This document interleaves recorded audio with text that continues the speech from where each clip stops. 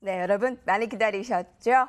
개인들을 위한 맞춤 전략입니다. 여러분들의 편이에요. 24시간 개인 투자자만을 고민하는 김기수 팀장님, 안녕하세요. 네, 안녕하십니까. 이번 주에 월요일에 배웠을 때 팀장님 증시 하락하는 거 예. 보고 섣부르게 공격적인 매수 좀 자제하고 월화 좀 조심하자라고 했잖아요. 예. 말씀해 주셨는데 딱 어제까지 굉장히 불안한 모습이었습니다. 자, 이제 오늘은 다시 새롭게 시장을 봐야 되는지 살얼음판 증시에서 종목별 대응 어떻게 해야 될까요?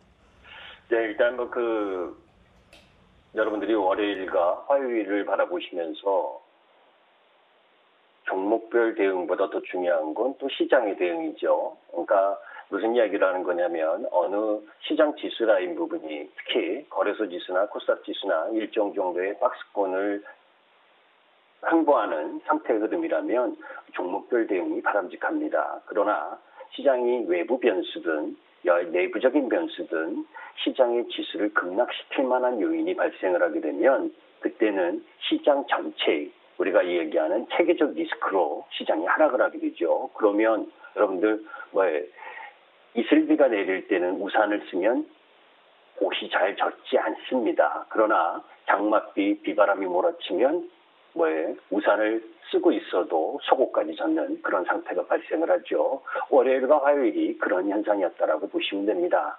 제가 이제 차트를 하나 보고 계시면 여러분들이 이제 월요일에도 여러분들께 이야기를 했지만 환율, 그죠? 환율이 1,060원에서 1,080원이 왔다 갔다 하다가 급격하게 상승을 하면서 1,110원까지 노크를 했고 오늘 1,111원까지 지금 상승을 하고 있습니다.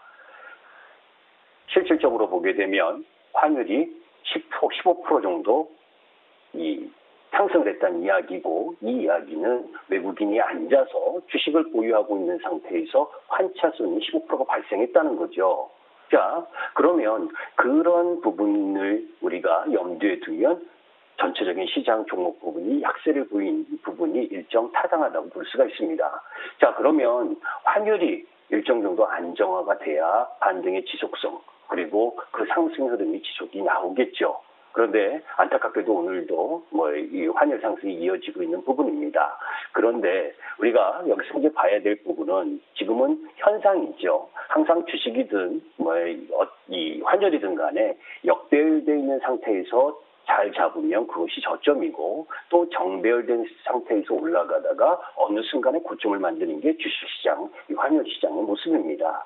자, 일단 환율의 원화의 강세, 그러니까 환율 상승을 갖고 왔었던 요인이 무엇인가요? 그 요인들을 우리가 살펴볼 필요가 있습니다. 일단은 이머징 마켓의 신흥국 위기, 그리고 FOMC에서 추가적으로 금리를 2번 더 인상시킨다라고 하는 한미 금리 역전의 범위가 넓어졌다는 부담, 그리고 미국과 중국의 무역 전쟁, 이 부분이 더 확산으로 가는 형태가 전개되면서 우리 상대적으로 환율이 상승하는 원화의 약세 흐름을 제공한 부분이죠. 그렇다면 그 부분에서 일정 정도 해소 흐름이 나타나야 되잖아요. 그죠? 이제 그런 흐름이 나타나느냐, 안 나타나느냐 하는 부분들을 우리가 여기서 바로 이야기하기는 쉽지가 않습니다. 그러면 그런 가운데에서 환율적 흐름으로 봤을 때 유럽 경기 반등 모멘텀, 이게 우리뿐만이 아니라 유로화 부분도 상대적인 약세가 진행되고 있는 부분인데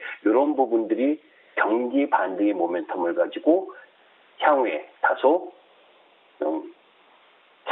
강하게 진행될 수가 있는 여지가 있고 또 중국이 어제 급락을 했지만 실질적으로 내일 MSCI 중국 AGU 추가 편입 가능성 그리고 지급 준비율 인하 이런 부분들이 예상이 되기 때문에 추가적인 약세 부분은 다소 제한적인 흐름이 걸릴 가능성이 높고 거기다가 그래도 이런 미중 무역 전쟁이라는 부담이 놓여 있지만 한국 수출 경기가 나름대로 회복세가 전개될 수 있다라고 하는 부분, 이런 부분을 감안하면 1,150원을 돌파하기가 쉽지 않을 거다.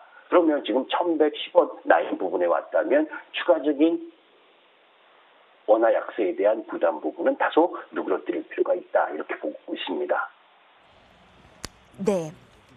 여러분, 오늘 굉장히 많이 기다리셨던 게 진짜 월요일에 김기수 시장님이 월화 좀 여러분 몸 사립시다. 하고 나서 오늘 수요일 뵙는 날이기 때문에 매우 눈여겨보셨을 것 같고요. 자, 개인 투자자들을 그럼 맞춤 이제 주 후반에 전략들 세워주시면요. 자, 오늘 보게 되면 오늘 그 증선이가 열리죠. 2차 증선이가. 그러면서 어제 급락을 갖고 갔었던 바이오주들의 반등이 다소 센 흐름을 보여주고 있습니다. 물론 불확실성이 아직 상존하고 있지만 특별한 악재도 없이 하락한 흐름.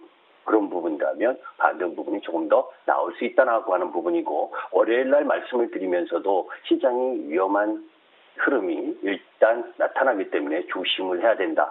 거래소 지수도 역시 마찬가지입니다. 수출주와 관련된 부분에 있어서 조심해야 되는 부분은 지금 끝난 부분이 아니다. 오늘 반등이 세게 이어진다고 해서 끝난 부분이 아니기 때문에 그런 흐름들 속에서 조심을 같이 병행을 해야 되는데, 그때 제가 말씀드렸었던 부분이 이 부분이죠. 월화일 부분에 있어서 조정이 나오게 되면 그 이후 매수를 그럼 어떤 거를 할 거냐? 라고 묻게 된다면 그동안 주도 섹터를 갖고 갔었던 부분이다. 이 이야기를 했었죠. 그게 뭡니까? 전기차 2차 전지 쪽 라인 부분, 삼성 SDI라든지 NLF라든지 이쪽 2차 전지 쪽 라인 부분, 그리고 또 MLCC, 삼성전기나 삼화 콘덴서, 그리고 또 뭐예요?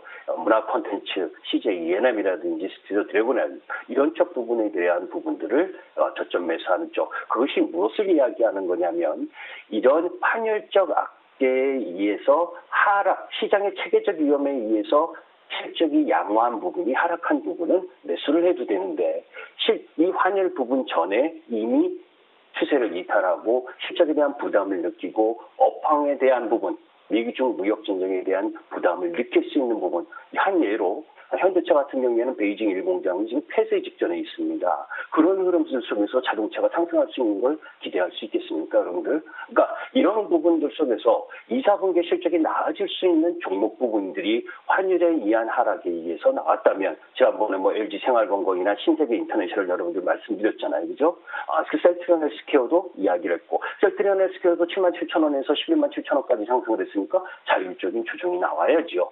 그러니까 그 나온 부분들, 그러니까 그렇게 실적을 앞으로 갖고 갈 수 있는 종목군에서 매수를 해야 들어가야 되는 건지, 그 전에 약했던 종목 부분을 매수하러 들어가는 것은 바람직하지 않다. 그래서 업종 흐름에 있어서는 그런 부분이고, 또 하나 궁금하신 건 뭐예요? 이 북미 정상회담과 관련된 부분 속에서 남북 경협지가 이쪽 오르고 저쪽 오르고 이쪽 내리고 저쪽 내리고 이런 모습을 보여줍니다. 제가 여러분들께 하나만 이야기를 하겠습니다. 궁극적으로 장기 모멘텀은 필요합니다. 그런데 여러분들 장기로 다 끌고 갈 수 있나요?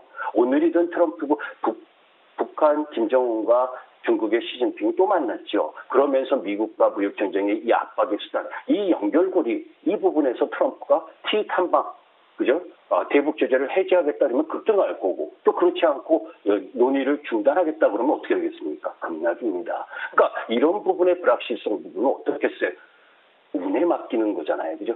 주식은, 운에 맡기는 주식은 많이 갖고 가면 안 된다. 그죠? 그런 주식은 10%, 20% 내외고, 실적이 선행적인 환율의 위험 부분을 해소시킬 수 있는 업황, 그리고 기업의 이익이 있는 종목군, 이쪽에 포커스를 맞추면서 접근하는 것이 바람직하다. 이렇게 말씀드리겠습니다. 네, 저점 매수 쪽을 봐야 하는 게 있고 봐서는 안 되는 게 있는데 그걸 좀 설정해 주셨어요. 추세 이탈되고 업황 안 좋고 수급 깨지고 이런 거 말고, 앞서 현대차를 예를 들어주셨습니다만 LG생활건강, 셀트리온스케어, 그리고 신세계 인터내셔널이 김기수 장님이 초반에 얘기한 이후에 여러분 30% 이상 수익 계속 달려나가고 있습니다. 셀트리온 헬스케어도요.